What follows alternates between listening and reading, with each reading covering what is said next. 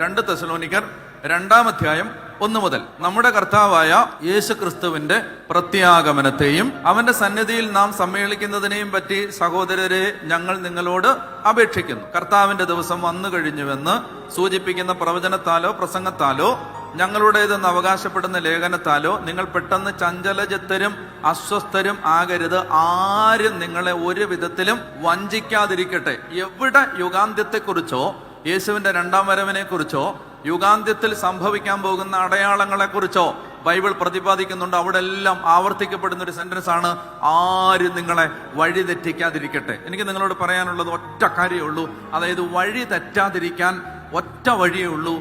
സഭ കർത്താവ് സ്ഥാപിച്ച സഭയോട് ചേർന്ന് നിൽക്കുക എന്നുള്ളതേ ഉള്ളൂ. വേറെ ഒരു വഴിയില്ല. മനസ്സിലായോ? വളരെ ആകർഷണീയമായ വിശ്വസനീയമായ ബൈബിളിലെ വാക്യങ്ങൾ തന്നെ എടുത്ത് സ്ഥാപിക്കുന്ന വിവിധങ്ങളായ പ്രബോധനങ്ങൾ ഈ അന്തരീക്ഷത്തിലുണ്ട്. സൂക്ഷിച്ച് അടുത്ത് എന്ന് ഒരുപാട് ദിവസങ്ങളും നാളുകളും കഴിയുമ്പോഴേ ഇതിന്റെ വഞ്ചന തിരിച്ചറിയത്തുള്ളൂ. പെരിഫറി ലെവലിൽ ഇത് വളരെ ആകർഷണീയമാണ്. എനിക്ക് പറയാനുള്ളത്, കർത്താവ് സ്ഥാപിച്ച സഭയോടും സഭയുടെ സംവിധാനങ്ങളോടും ചേർന്ന് നിന്നാൽ ഒരിക്കലും വഴിതെറ്റത്തില്ല. അതുകൊണ്ട് ഒരുപാട് കൾട്ട് ഗ്രൂപ്പുകൾ അന്തരീക്ഷത്തിലുണ്ട്. ഒരുപാട്. അത് സഭയുടെ പേരിലുമുണ്ട്, സഭയ്ക്ക് എതിരായിട്ടുമുണ്ട്. മനസ്സിലായോ? അതായത് ദൈവം സ്ഥാപിച്ച സഭയുടെ പേരിലും കൾട്ട് ഗ്രൂപ്പുകളുണ്ട്, ഇനി സഭയ്ക്കെതിരായിട്ടുമുണ്ട്. ഇത് പെരിഫറിയിൽ ഉപരിതലത്തിൽ നിന്ന് നോക്കുമ്പോൾ മനസ്സിലാവത്തില്ല. കാരണം എല്ലാം ഒരുപോലെ ഇരിക്കും. അപ്പൊ അതുകൊണ്ട് എന്താ ചെയ്യേണ്ടതെന്നറിയാമോ? അതുകൊണ്ട് ഇന്ന് ഈ ആശയങ്ങളുടെ പ്രളയമുണ്ട്. ആരുടെ പ്രബോധനത്തിന്റെ പിന്നാലെയും പോവാം എന്ന് പറയുന്ന ഒരു അവസ്ഥയുണ്ട് ഇന്റർനെറ്റിൽ. എന്തെന്നറിയാമോ? ഒറ്റ കണ്ടീഷനേ ഉള്ളൂ, സഭയോടും സഭാ പ്രബോധനത്തോടും ചേർന്ന് നിൽക്കണം. എപ്പോഴും ശ്രദ്ധിക്കണം. അതായത് ഒരു പ്രബോധനം വരുമ്പോൾ ഇത് ഒരാളെ മാത്രം നോക്കരുത്. ഒന്ന്, ഇയാൾ ഏത് സഭയാണ്? ഇത് അപ്പസ്തോലികമായ ഒരു പ്രബോധനത്തിന്റെ ഭാഗമാണോ ഇയാൾ? രണ്ടാമത്തെ കാര്യം, ഇയാളെ തിരുത്താൻ ഇയാളുടെ മുകളിൽ ഒരാളുണ്ടോ? ഈ ചോദ്യം ചോദിക്കാതെ ഒരാളുടെയും പുറകെ പോകരുത്. മനസ്സിലാവുന്നുണ്ടോ? ഈ ആളെ ചോദ്യം ചെയ്യാനും തിരുത്താനും ഇയാൾ ഒരു അധികാരത്തിന് വിധേയനാണോ? അത് ചോദിക്കാതെ ഒരാളുടെയും കൂടെ പോകരുത്. അതായത് ഇയാളെ തിരുത്താനും ഇയാളെ അനുസരണം വാഗ്ദാനം ചെയ്യും. ഇയാൾ പറയുന്ന കാര്യങ്ങളുടെ പ്രബോധനത്തിന്റെ ആധികാരികത, ഇതിന്റെ വെറാസിറ്റി വിലയിരുത്താൻ ആരെങ്കിലും ഉണ്ടോ? ഇന്ന് അങ്ങനെയില്ലാത്ത സ്വയം പ്രഖ്യാപിത പ്രവാചകന്മാർ ഇഷ്ടം പോലുണ്ട്. അനേക ആളുകൾ പള്ളി വരും, കുമ്പസാരിക്കും, കുർബാന സ്വീകരിക്കും, അവരുടെ കൂടെയും പോകും.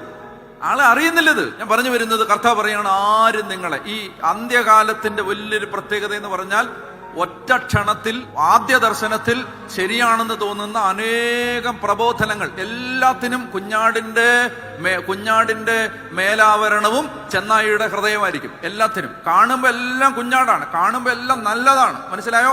ഒരു സംശയവും തോന്നില്ല. ഈശോ ഉണ്ടാവും, മാതാവ് ഉണ്ടാവും, കുരിശുണ്ടാവും, പിന്നെ എല്ലാം നമ്മൾ പ്രാർത്ഥന എല്ലാം ഉണ്ട്. ആ അടിയിലോട്ട് ചെല്ലുമ്പോഴാണ് അറിയുന്നത്. അതുകൊണ്ട് മനസ്സിലായോ? ഇതെല്ലാം വളരെ കരുതലോടിരിക്കണം. നിങ്ങൾ ശ്രദ്ധിച്ചു കേട്ടോ. ഞാനിത് പറയും, ഒരു കാര്യം പോലും വചനവേദിയിൽ ഒരു കാര്യം പോലും വെറുതെ പറയില്ല. കാരണം എന്താ അറിയാം? ഇതൊന്നും പ്രീ പ്ലാൻഡ് അല്ല. അതാണ് എന്റെ പ്രത്യേകത. ഇത് പറയുമ്പോൾ ഇവിടെ വന്ന് നിൽക്കുമ്പോൾ ഇത് നേരത്തെ ഇരുന്ന് രാവിലെ മുതലിന്ന് ആലോചിച്ച് മനസ്സിൽ കരുതി കൂട്ടിയ കാര്യങ്ങളല്ല ഈ പറയുന്നത്. ഇവിടെ വന്ന് നിൽക്കുമ്പോൾ ഒരു സുവിശേഷകൻ, അയാൾ ദൈവസന്നിധിയിൽ ആശ്രയിക്കുന്ന ഒരാളാണെങ്കിൽ ഒരു സുവിശേഷകനെ കംപ്ലീറ്റ് ആയിട്ട് പരിശുദ്ധാത്മാവ് ഏറ്റെടുക്കും. അയാളുടെ പറയുന്ന വാക്കുകളിൽ മാനുഷികമായ തെറ്റുകൾ ചിലപ്പോൾ വരാം, പറയുന്ന സെന്റൻസിൽ തെറ്റ് വരാം, പറയുന്ന കാര്യങ്ങളിൽ ചിലപ്പോൾ ഓർമ്മപ്പശക തെറ്റൊക്കെ വരാം. അതല്ല ഞാൻ പറയുന്നത്. പക്ഷെ ഒരു കാര്യം ആത്മാവിൽ ഒരാൾ സംസാരിക്കുമ്പോൾ അത് പരിശുദ്ധാത്മാവിന്റെ സ്വരമാണ്. അതുകൊണ്ട് ഇത് ശ്രദ്ധിച്ചോണം. ഇനി ഇത് കൂടാൻ പോവാണ്. ഇങ്ങനെ ഇഷ്ടം പോലെ ഗ്രൂപ്പുകൾ വരും. കാണുന്ന മാത്രയിൽ ക്ഷണനേരത്തേക്ക് പെട്ടെന്ന് അനുഗ്രഹം കിട്ടാൻ ഇതൊക്കെ ഗുണപ്പെടുമെന്ന് തോന്നുകയും ചെയ്യും. ഒരു കാരണവശാലും ജീവൻ പോകേണ്ടി വന്നാലും പോകരുത്. കുംഭസാരം, കുർബാന, പ്രാർത്ഥന, ജപമാല, തിരുസഭ, ഇത് വിട്ടിട്ട് ഒരു വഴിക്കും പോകരുത്. മനസ്സിലായോ?